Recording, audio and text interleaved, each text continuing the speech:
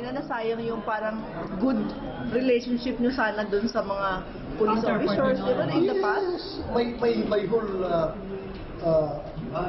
34 years of police service, marami na rin kaming pinagdaanan ng samahan with our US counterparts. Pero of course, you were hoping na hindi totoo yung balita. That's why you asked for a clarification, a confirmation from the US. Yes, baka mamaya, chismis lang yun. So, siguro natin na official talaga. So, yung wala sa US Embassy yung sinulatan na? US Embassy. Sir, walang ilagay na rason, pero ang tingin nyo is because of the EJK issue. Tama ba?